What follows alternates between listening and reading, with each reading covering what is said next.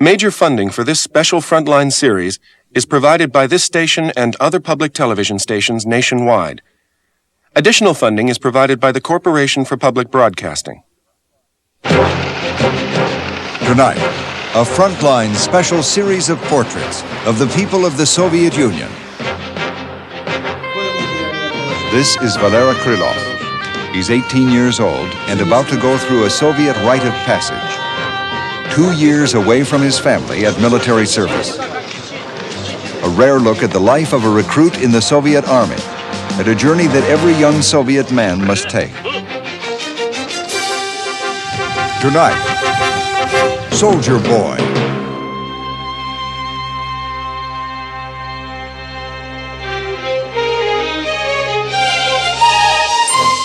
From the network of public television stations, a presentation of KCTS Seattle, WNET New York, WPBT Miami, WTVS Detroit, and WGBH Boston. This is a special Frontline series with Judy Woodruff. Good evening, and welcome to Comrades, a special Frontline series on life in the Soviet Union. At a time when the Soviet Union seems poised on the edge of dramatic changes, perhaps the most far-reaching since the Russian Revolution, we are bringing this series to you again because of its unique look at how citizens of the Soviet Union live and work, because of its rare insight into some of their dreams, their attitudes, and values. Comrades was made by a team of producers from the British Broadcasting Corporation. They spent 2 years traveling throughout the Soviet Union. They were allowed access rarely granted a Western film crew. Tonight, a unique look inside a Soviet Army barracks as we follow a new young recruit through basic training in the Soviet Army. The program is called Soldier Boy. At the end, I'll be back to talk to the series producer and to 2 journalists who have reported from Moscow for years to measure the changes going on in Russia today and the impact of these changes on the people in this film. The film is narrated by Richard Denton.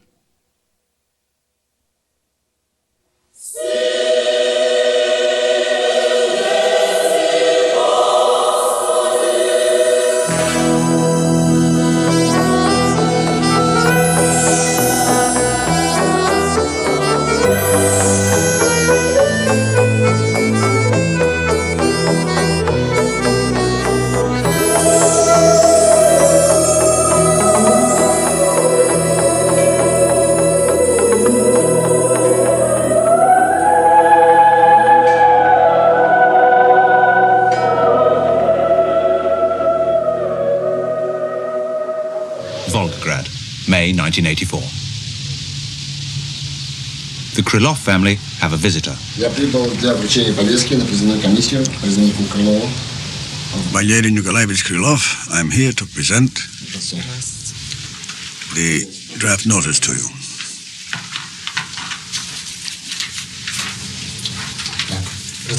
Sign here. Pen, please. There you are.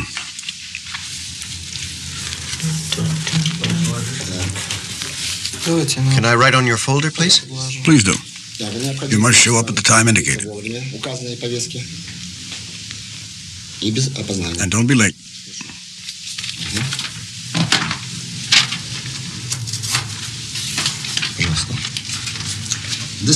Goodbye. Valera Krylov is 18. Like all Soviet 18-year-olds, he's been called up to serve his country. 2 years as a conscript in the armed forces. Further education might have deferred it, but Valera has just failed to get into medical school. You must bring your passport, residence certificate, education certificate, character reference, identity card. Well, I've already handed them in. You must have your hair cut short and be washed and clean. It's all clear. That's how it has to be. Valera is an only child. That's quite common in European Russia and means that national service can be particularly hard on the family. Everything's all right.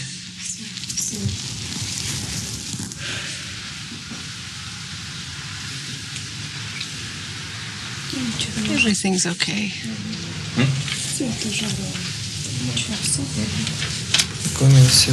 What day is it? 15th, at Tuesday at 8:30 a.m. The next day, Valera must report to the Regional Draft Board, which considers whether he's eligible. It's just a formality. The recruit lives at flat 107 10 Nevsky Street. He works in the laboratory at the medical instrument factory. He has a driving license, general category. Questions from the commission, please? How many people in your family? 3, Dad, Mom, and me.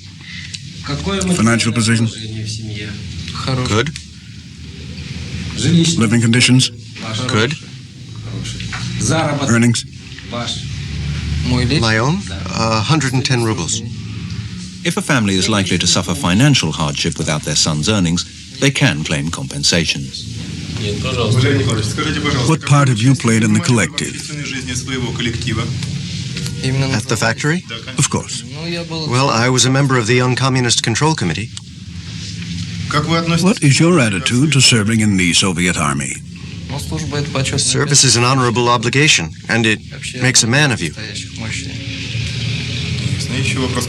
What specialization or profession would you like to pursue in the ranks of the Soviet Army?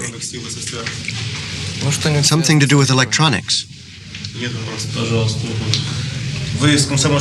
You've let your Young Communist League membership lapse at the factory. So when you join your unit, you must register within 3 days with a local committee where you will serve. I understand. Where would you like to serve? In the motorized infantry. What are the opinions of the members of the board? We propose enlistment. Comrade Krylov, on the basis of the law of military service, you are called to the ranks of the armed forces and will be assigned to the motorized infantry. Now take your papers to the central office. Next Monday, Valera will have to report to Volgograd's Central Draft Board. The family have one last weekend to share a picnic with old friends. Nikolai Krylov is a trade union official. Ludmila works in a large bookshop. They are relatively well off.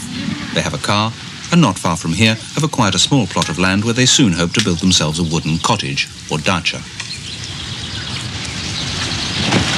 Army leave isn't automatic. It has to be earned. And Valera may not see his friends again for 2 years. National service doesn't come as a surprise.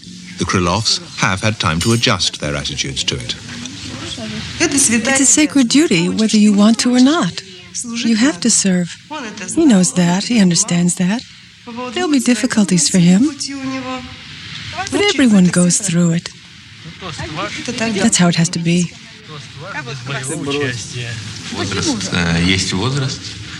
Of course, we knew it would happen. We expected it. Our reaction is normal. He must serve and fulfill his duty to the motherland.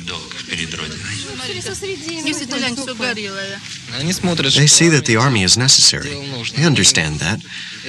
They're just a bit sad to lose their only son for so long. I've only been to summer camp before. We've never been apart for so long, and well, mothers are mothers. May the 16th, the Central Draft Board.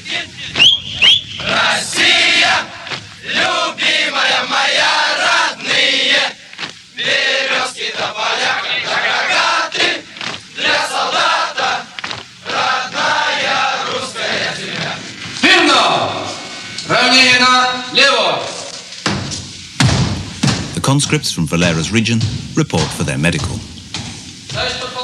Comrade Lieutenant Colonel, intake of recruits from Region 2319. 28 men drawn up for medical inspection. Greetings, comrade recruits. All Soviet citizens must carry a passport, not for foreign travel, for identification. But the recruits have now surrendered their civilian documents for army passports.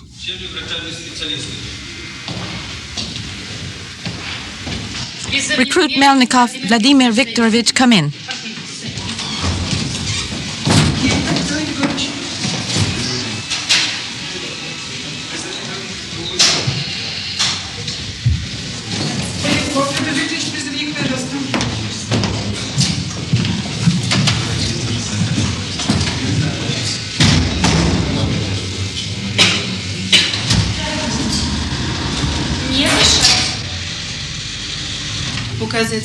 Use your forefingers to touch your nose. Squeeze your eyes shut. Tighter.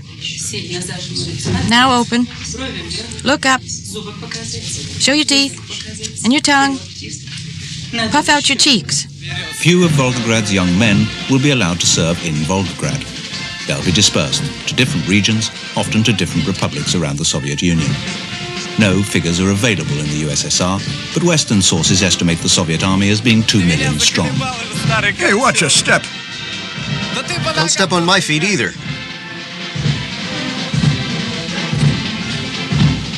He keeps changing his feet.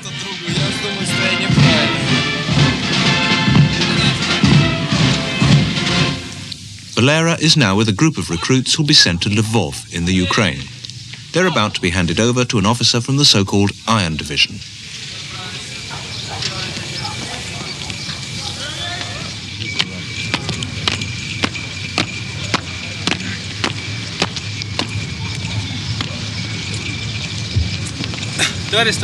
Comrade Senior Lieutenant, intake 2119. 25 men and their documents are handed over to your command.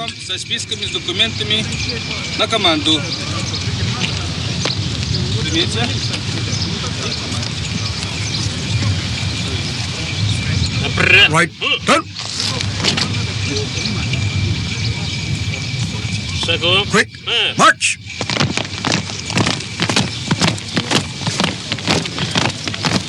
Only one more night at home, and a party to say goodbye. I report that Private Krylov has arrived.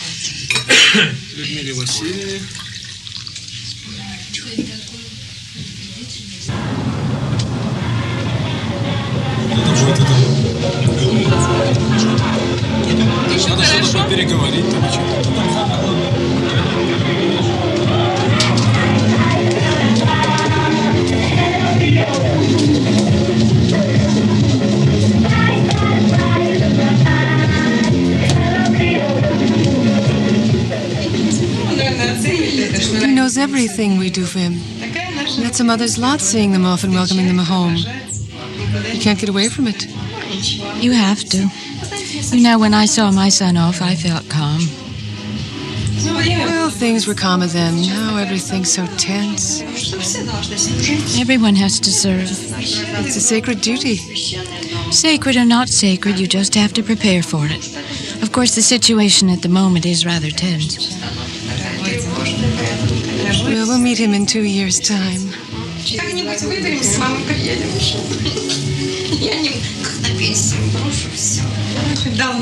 He's already set us our tasks. We'll have to build a cottage while he's away. May the 17th. Volgograd's young men are gathered beneath the statue of the motherland. It's 150 feet high and stands there fixed solely by its own weight. The recruits are about to get the official Soviet army line on what service and duty mean. Defense is made to seem part of family life. Fighting for peace, they call it.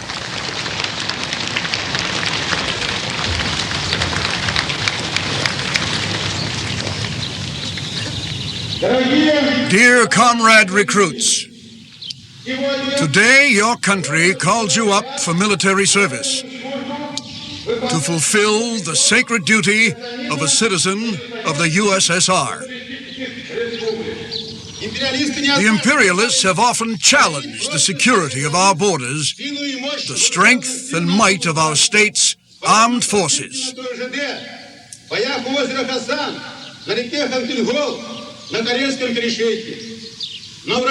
But our enemies were always and everywhere crushed. The name of the game is motivation. But Valera's own attitude is a mixture of the philosophical and the simplistic. Вообще-то, конечно, надо охранять, во-первых. Of course you have to defend. That's the first thing. Secondly, Army disciplines you, makes you stronger. Well, to use a cliche, it makes you a real man. And who doesn't want to be a real man? Кому же не хочется стать настоящим мужчиной?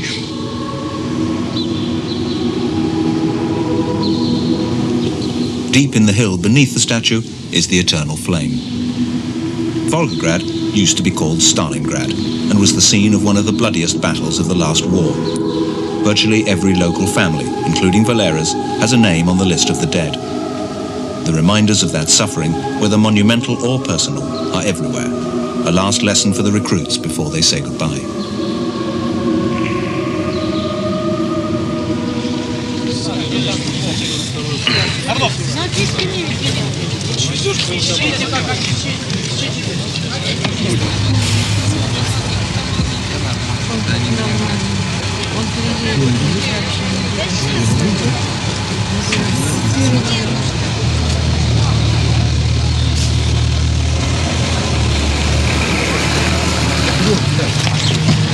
The Western image of the Soviet army regime is one of harsh discipline.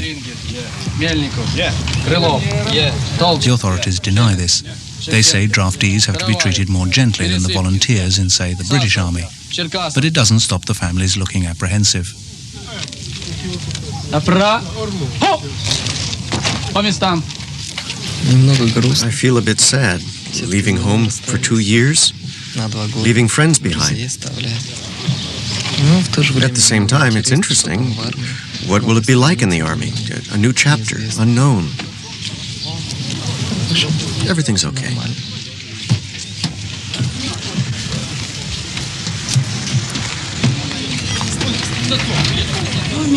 Like every mother, in my heart, I understand that he must serve. But I can't describe how I feel, parting with my only child. Let there be peace and clear skies. That's the main thing. Let him serve his time. 2 years isn't so long. Just let the world be calm.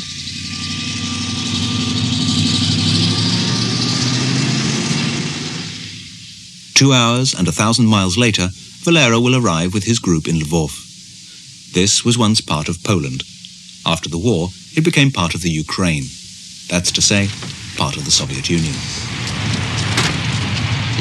I don't know what it will be like. It's hard to know how I feel. I'm interested. I feel a sense of the unknown, but it's not fear. The Iron Division was one of the first divisions in the Red Army.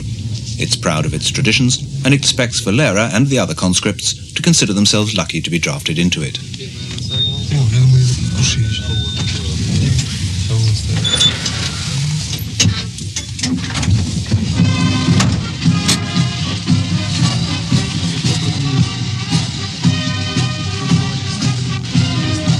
The first essential in a soldier's life, uniform. Attention, comrades. Take your papers, documents, and money out of your pockets and put them on the top shelf.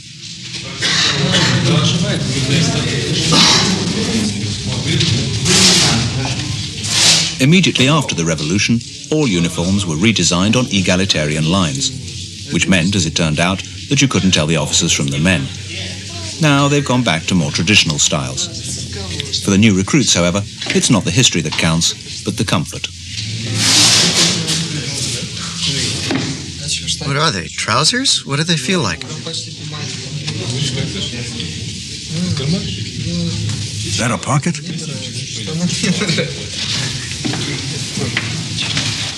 What do I do with these? Get dressed first. Get dressed. Get dressed first.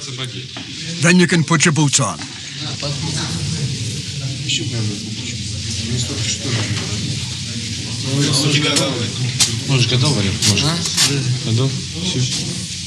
Must be a hook there somewhere. Yes, there is a little one.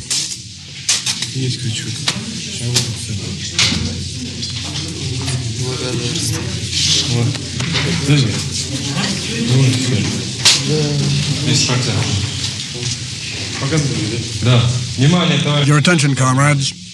At first glance, one item appears to be missing: socks. Вот портянка. Одна. Пока одна. Показывай, запоминайте, хорошо запоминайте. Watch carefully and remember well how to do this. Ставь ногу на стол. Нога ставится. Put your foot on here, Чуть наискось. slightly to one side. Чуть наискось. To one side. Затем берется вот Then take one corner and wrap it round and under the big toe. подворачивается под большой палец. Под подушечку большого. Under the big toe. Понятно? Затем делается Take this corner and wrap it around the foot. Lift your foot. вокруг ноги, подними ногу. Оборот вокруг ноги. Расправляется. Smooth out all the wrinkles. Ровненько. Все, расправили. Подтянули здесь все. Вот. Then hold up the two corners. Получается два угла наверху. И конечек. Then you've got what? Что? Сюда же. Получается, что? A sock, right? Правильно? Anticipating army regulations, Valera had already had his hair cut. The army, however, felt it could still do with a slight trim.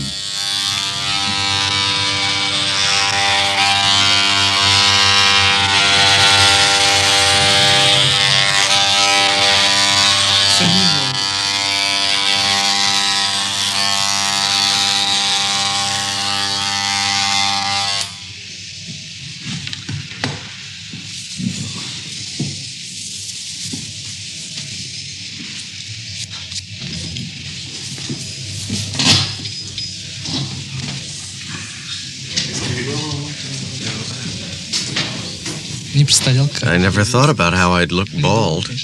And of course you have to do it, but I didn't recognize myself. Eventually, he'll be allowed to grow his hair again, to a length of 3/4 of an inch.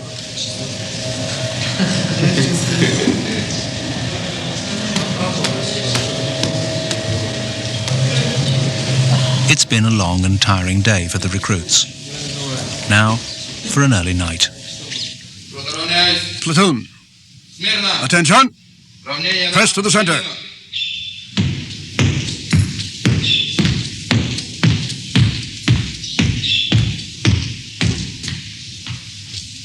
Comrade Lieutenant, the platoon is ready to dismiss.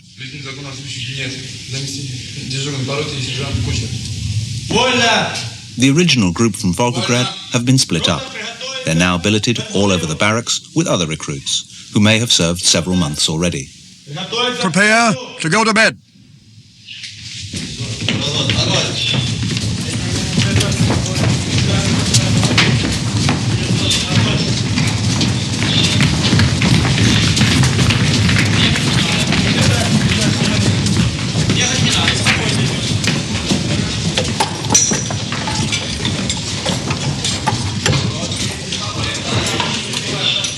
Only one boy from Volgograd remains in Valera's section, Igor. He and Valera are sticking together.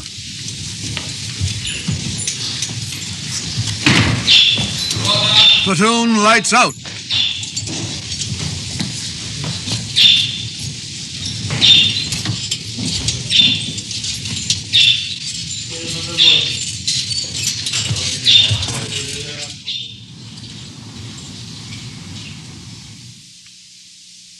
Six a.m.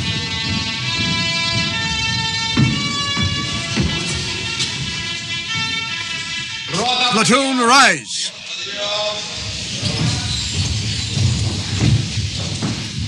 First duty of the day, early morning exercise. March!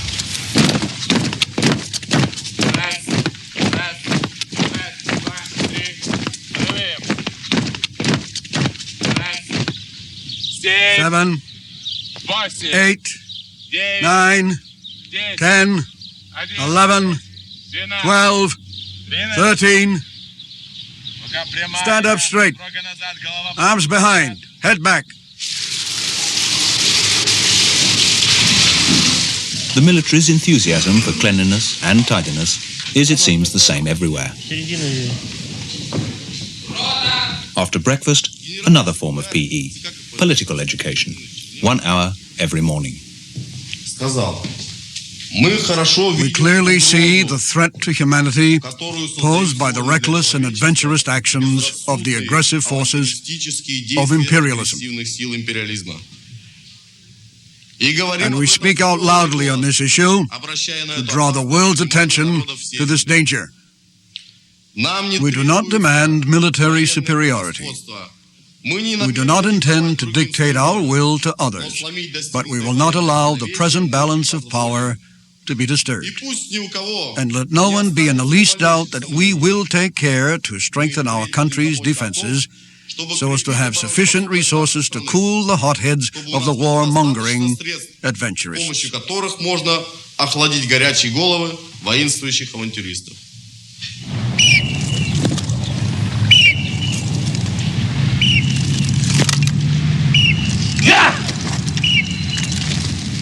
Before Valera can learn the latest ways to defend his country, he must first master the intricacies of traditional drill.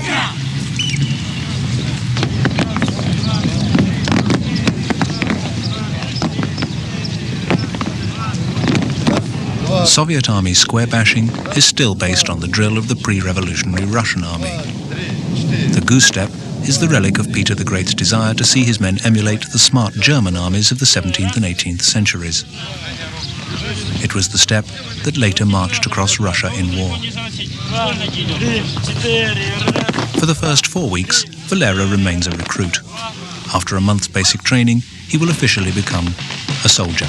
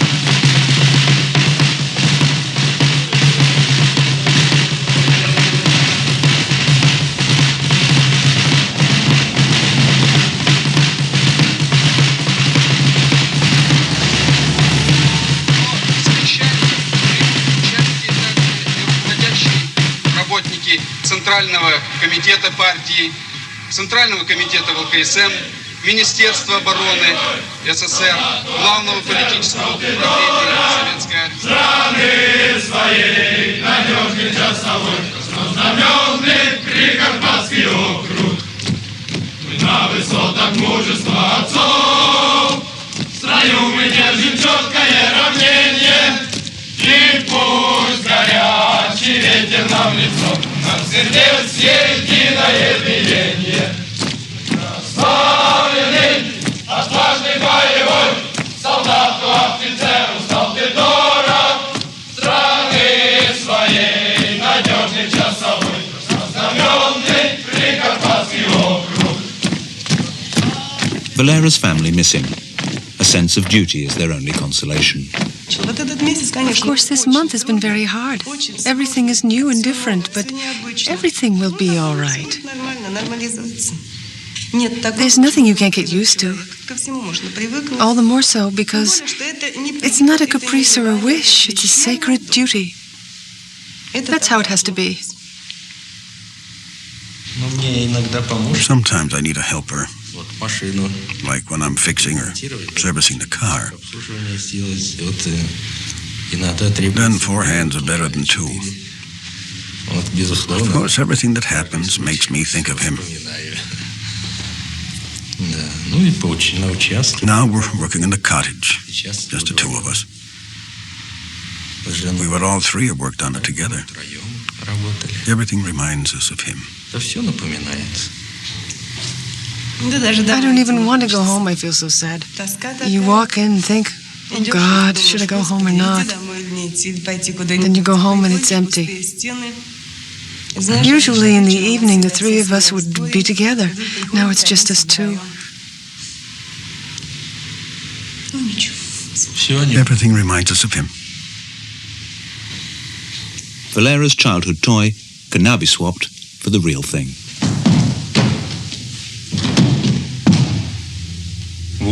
At ease. At ease. Sit down. Sit down. The Kalashnikov automatic rifle is the standard weapon of the Soviet Army, of the Warsaw Pact, and of their Third World protégés, not to mention guerrilla fighters everywhere.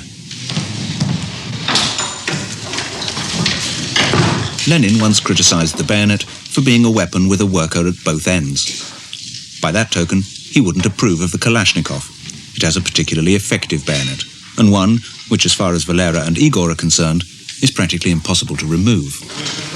The bayonet is meant for hand-to-hand combat and for attacking the enemy's forward line of resistance.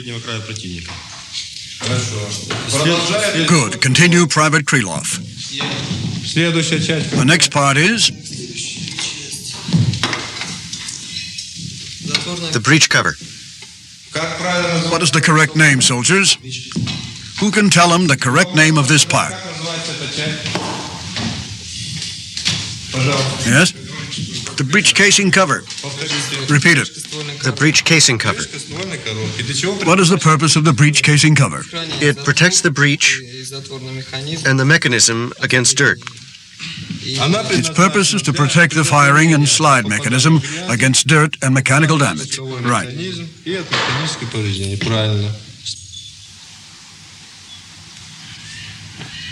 Only when they've mastered the assembling and dismantling of the rifle are the recruits given the chance to fire it.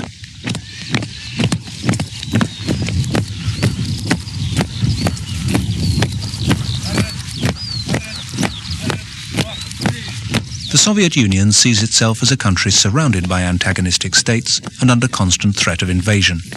History, as they see it, gives them good reason for this belief. The recruits are told that lessons in war are solely for defense. Делай 3. Оружие перекладывается цевьем в левую руку. Заряжаем магазин.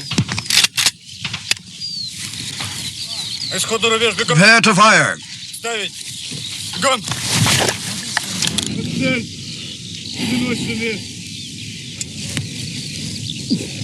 Огонь. Fire.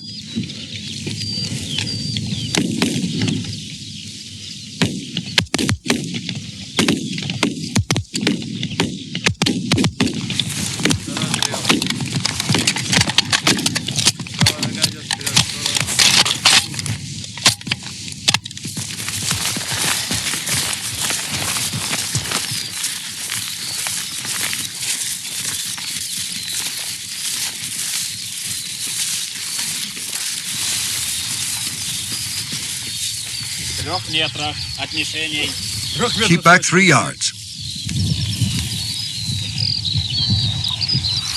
Private Shafransky. Here? Score 23. Mark. Good. Private Krylov. Here. Score 21. Mark. Good.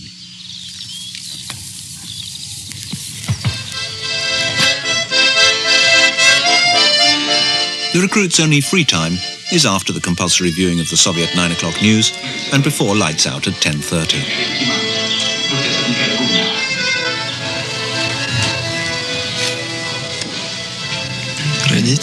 I miss my parents, my friends. Most of all, my parents. I'm their only son. We were always together. I don't feel too homesick yet. I just worry about how they're getting on without me. Of course, they're not old, but for parents, children are always little, and they worry about how I'm getting on here. But they'll be coming for the Oath of Allegiance ceremony, so we'll see each other.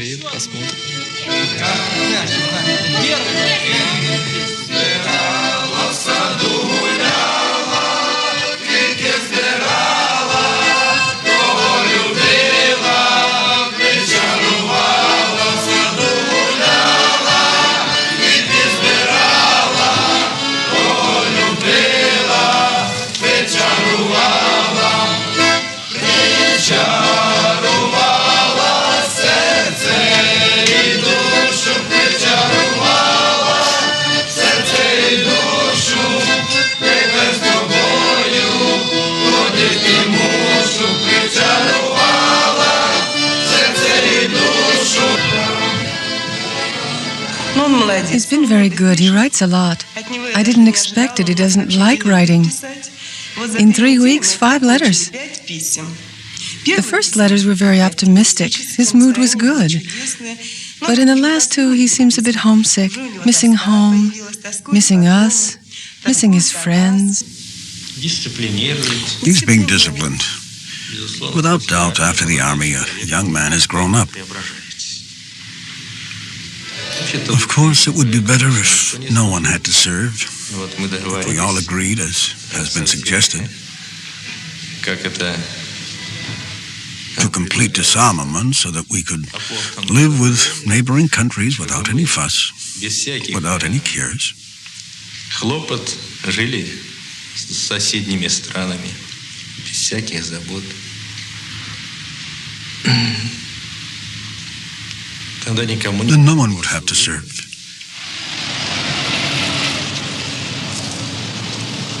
On Sundays, those Iron Division soldiers lucky enough to have local families receive visitors. Mothers, fathers, sisters, brothers and girlfriends arrive with an assortment of home-prepared food and fruit to supplement the Army's more Spartan diet.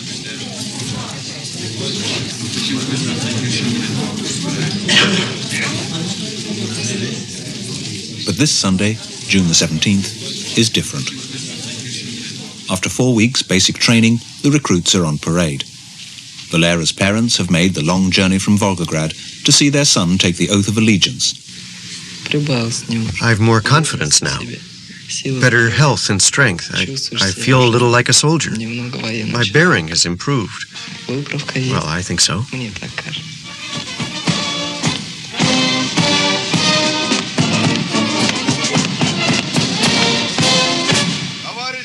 Comrade Lieutenant Colonel, the regiment recruits are ready to take the oath of allegiance. Командир батальона капитан Касьяненко.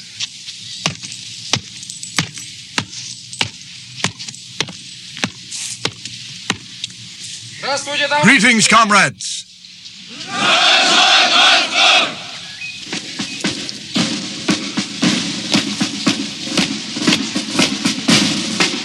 Other parades take place in other streets near the barracks. Both Valera and Igor's parents are here. Each and every recruit must recite the oath in full. Private Krylov, Here. step forward from the ranks. Private Krylov reporting to take the oath of allegiance.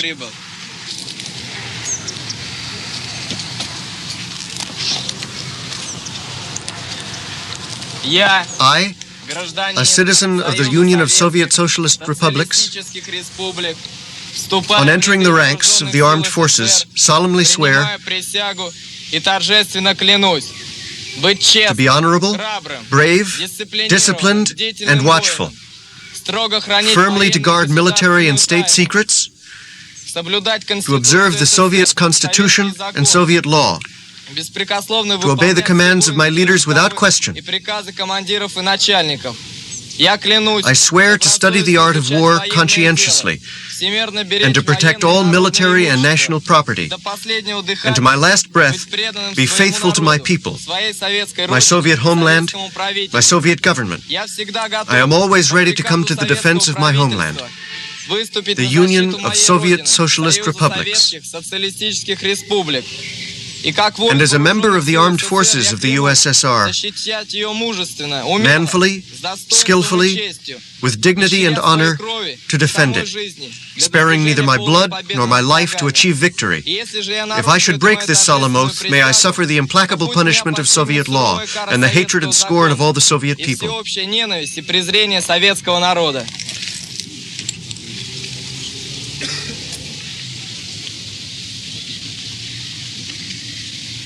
I congratulate the new soldiers on the swearing of their military oaths.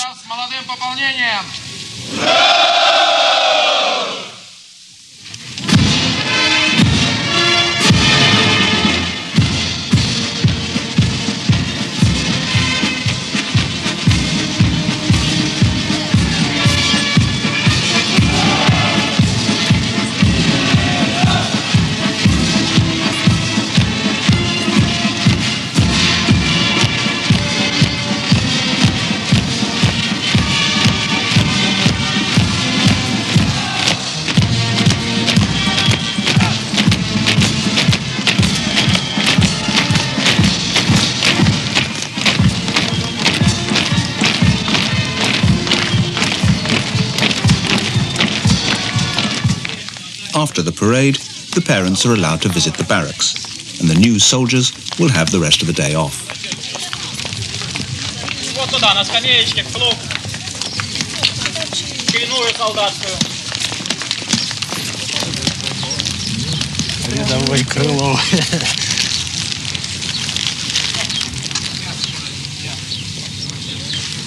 Congratulations, my little one.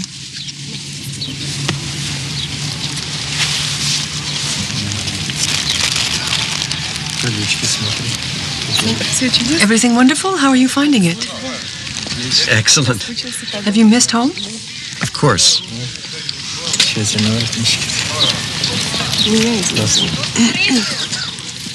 Where shall we go then?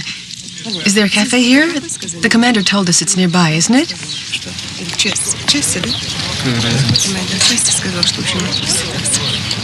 Let's go. Valor, where's Igor? He's putting away his rifle. You did it quickly. Congratulations.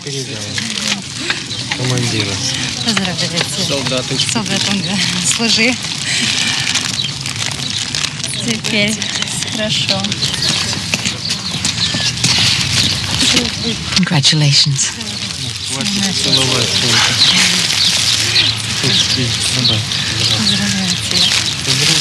Congratulations.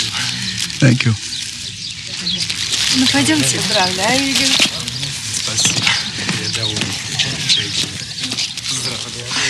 Valera and Igor are now soldiers in the massive Soviet army.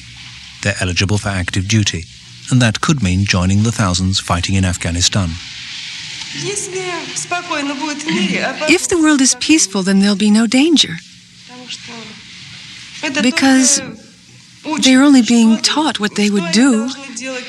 They have to be ready for anything. But we're a peace-loving people. We don't need war, nor do our children. So what danger could there be? If something bad does happen, we'll all be in danger. No one will be immune. Whether you're in the army or not, we'll all suffer.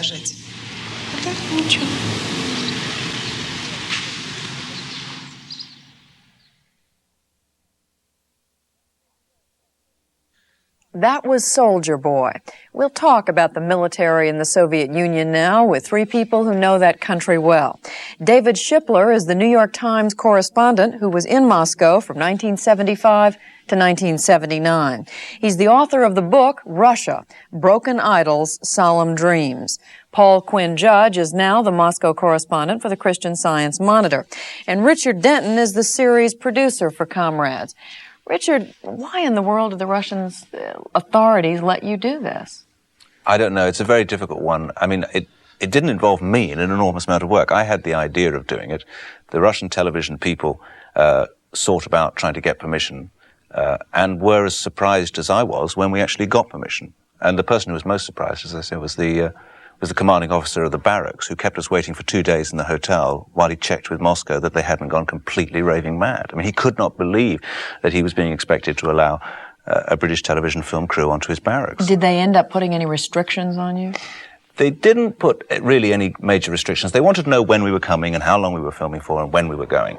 What they did do is they did do one or two set-up pieces. I mean, they did a soldier's cafe where all the recruits were dragged in and sat down at pretty tables with little pretty cakes and Pepsi Cola and then army off. Which is not a realistic situation. situation. No, it's just nonsense, Yeah. And so we didn't film it. What has happened to Valera? It's, been 3 or 4 years since this was filmed. Well, he finished his national service and he didn't go anywhere horrid, much to his mother's relief, has gone back, didn't get into medical school, and is now working in a factory that actually makes electronic instruments for medical use. So that's where he's working now. So his military service. His military service is over, yeah. Paul, is serving in the military now in the Soviet Union any more or less of a chore than it used to be, given the fact that Gorbachev is trying to open up political discussion there? Given the fact that probably this generation of conscripts will not have to go to Afghanistan, it's getting better. In other ways, I think probably some people look at it with more trepidation than they used to, in that there's been much more open discussion these days of problems inside the army, like hazing, which was something was not mentioned 2 or 3 years ago. And now it's got to the point where senior commanders are saying that they are giving the problem serious consideration. I think if I was an 18-year-old, I'd be a little more unnerved than less unnerved by that. Hazing by the older... By senior conscripts, by NCOs, by officers, it depends, but the descriptions have been pretty sordid. Mm-hmm. But Afghanistan, of course, is presumably being lifted, at least in the near future, for these young men as a concern. Yes, and I think that's going to raise some interesting ideological questions. I mean, they're told in their indoctrination lessons of the necessity to defend the Soviet Union. Until recently, a lot of young people thought they were going to Afghanistan to defend the Soviet Union. Now they're told that Afghanistan is not necessary for the defense of the Soviet Union. These sort of complicated questions, which weren't the sort of things you didn't talk about in polite company 3 years ago, are now being discussed very openly. What about their willingness to swallow the sort of indoctrination that they are given in large chunks when they're going through this recruiting period? I think for many years that's been somewhat of a charade. Even when I was there in the 1970s, the indoctrination, which exists in civilian life as well, was attended by people out of obligation to get their names checked off on a list. And people used to tell me that they would go to political lectures and they'd bring their knitting, or they'd bring a mystery novel and they'd read, and we saw one young fellow dozing off, and that's not unusual. So that the ideology, in a sense, has become somewhat empty, and it's the form that takes precedence over substance. And this is a fundamental problem that they're facing right now, because their ideology has become empty. And to a large degree, the leadership themselves are trying to say that this sort of formalistic stuff is useless, and you're trying to put something back inside it. And I wouldn't suggest that people don't believe some of the basic principles, that is the defense of the country, the patriotic cause, the dichotomous world in which the Soviet Union is the good guy and the United States is the bad guy. I mean, that I think is probably accepted by a lot of people. By a lot, but not as many as we like to think. But it's not exclusive to the Red Army, is it? No. I mean, our own armies are subjected to similar kind of propaganda exercises, and I'd like to ask the question, do our soldiers believe it any more than their soldiers do? I have a sneaking suspicion, in the light of what you were saying, and certainly in the light of my own experience, that they take a rather more jaundiced view of their own propaganda than we do of ours. Well, don't you think it's a bit more? There's a bit more indoctrination involved in theirs. No, there's a lot more verbiage involved. Indoctrination presupposes that somebody believes it, or a lot of people believe it, and they don't. And now, when things are becoming more openly discussed, you're getting the sort of phenomena that really worries more elderly Russians. I was at a lecture last week for some very well-heeled university students given by a former commandant of the Kremlin, and a lieutenant general, war hero, this usual stuff. He started reminiscing about the Second World War, and he was heckled by the students. This sort of things would have happened 2 or 3 years ago. And he was a nice guy, and he was taking positions which 3 years ago for a senior officer would have been terrifying. Heckled, why? Because they thought he was a bore. He was. He was a terrible windbag. And 2 years ago, because they've heard it all before, quiet. and you're telling us, this stuff that we did. Yes, except they probably hadn't heard it all before, because this man was remarkably anti-Stalinist, was highly critical of decisions taken in the Second World War. He was puncturing a lot of balloons, but still he was boring, and he was in full uniform, and these students were fed up with having an elderly man in uniform telling them what to believe. That's interesting, because when you go to a place such as Volgograd, used to be Stalingrad, and you look at the monuments, you can't help but be impressed by the religious overtones that are attached to the war and the memory of the war. There's one statue in Volgograd, I remember, of, I think, Mother Russia cradling a dying soldier, and it could be a Pietà. It could be in a cathedral. It is a Pietà, actually, of course. So for this kind of event to take place that Paul describes represents a sea change in attitudes. Does that translate, though, into a concern, a belief that there's just too much emphasis on the military in the Soviet Union and we ought to be cutting back? And do people make that connection, the connection presumably that they've made at some levels at the very top, that we need to spend less on the defense of this country and more on domestic? Yes, officially and unofficially, the decision has been made to cut back on the armed forces. And I think a lot of people, again, younger people to some degree, intellectuals definitely, are feeling that the excessive emphasis on the military past of the Soviet Union has been another form of regimentation, which has led to a decline and a mediocrity in the Soviet Union, not to a real strengthening of the social fabric. Mm-hmm. And lifting the veil of secrecy that surrounds the military, even if it's only a small amount, is very significant in terms of Soviet-American relations. Without this change, and I think the film, even though it predates Gorbachev, represents a step in that direction. Without that change, without enabling the outside world to look into the Soviet military a little bit, you would not have gotten the INF agreement that was signed last December. Well, that's what I was going to say. You hear in this oath that the young men were giving, they were swearing that state secrets would be protected by them. And yet you find this, as you say, sea change with the... You need verification to check on the compliance to nuclear arms treaties. And therefore, the kind of verification the Soviets have permitted is really quite remarkable given their history of almost paranoia. The fact that foreigners would be allowed to come on site and quite look a few at American officers, right? The thing I'd be interested, though, and Paul would probably know most about this, is that, I mean, classically one has always felt that the three power bases in the Soviet Union are the party, the KGB, and the army. Now, the army must be feeling that they're beginning to be progressively more and more undermined. I mean, is that going to have any kind of reaction? Or is that am I overstating it? My guess is there that Paul would probably know better, but my guess would be that the army, the military generally, has not been ecstatic about the whole Afghanistan adventure, for one thing, and that they probably are not especially pleased by the notion that Soviet troops ought to be sent in any place where... Well, because they haven't achieved what they wanted to achieve. Well, they may not have taken the decision themselves to go in the first place. I was in Afghanistan recently, and it was very clear from Soviet officers that they wanted out of Afghanistan very fast. In that way, the changes maybe are a big improvement for them. In other ways, a lot of military officers are still socially extremely conservative. And I think a lot of them are going to be very worried that the questioning of traditional social values is going to lead to a collapse in social values. And they are going to be much more worried about this than a lot of the civilians are. There may be some highly flexible military officers at the top, though there's no proof of it so far. Do you think it's any harder now to get young men in the military to sign up to go on and serve for more years than the required? There's not a tendency to sign on for a second tour. But I mean, is it even harder now than it was before? In all levels of Soviet society these days, it's become acceptable to say why when somebody tells you what to do. That's going to make it much harder than it's been in the past. People are not just going to take orders unquestioningly. And what effect is that ultimately, I guess the bottom line is, what effect is that ultimately going to have? Well, that's what everybody's scared about. That's why there are conservative reformers in the leadership who are obviously very worried that if you take the lid off too far, the thing will get out of control.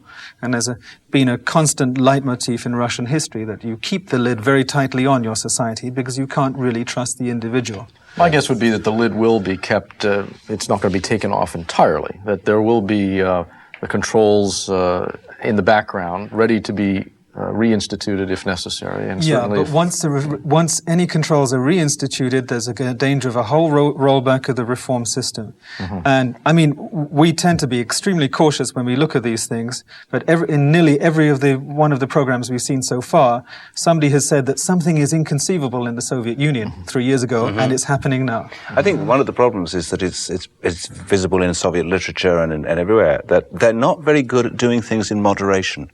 They do things either all the way that way or all the way that way. The exercises they're involved in at the moment need an awful lot of moderation, and I'm not quite sure how good they're going to be at it.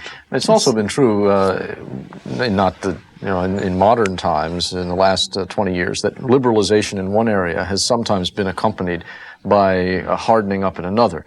This is not happening at the moment, but it's a possibility. So you can get different themes of control in different areas of society. It is possible to turn things on and off, in different ways. Very curious and much to look out for. Well, thank you all once again for being with us. Richard Denton, Paul Quinn Judge, David Shipler. Thank all of you. For Frontline, I'm Judy Woodruff. Thank you for being with us. Good night.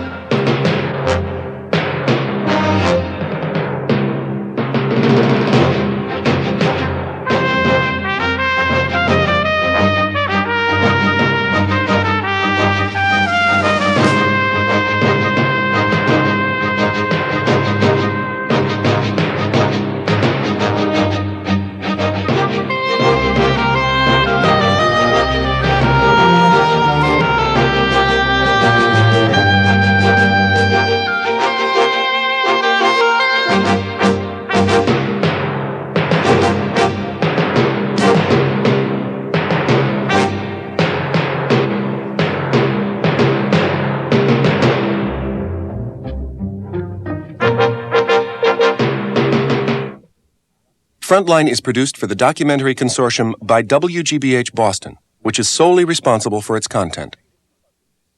Major funding for this special Frontline series was provided by this station and other public television stations nationwide.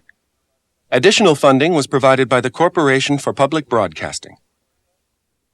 For a transcript of this program, please write to Frontline, Box 322, Boston, Massachusetts, 02134.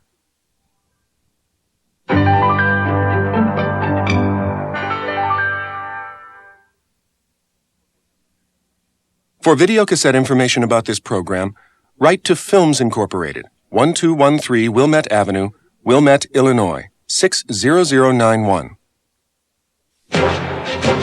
It's harvest time at the October Collective Farm in the Soviet Union.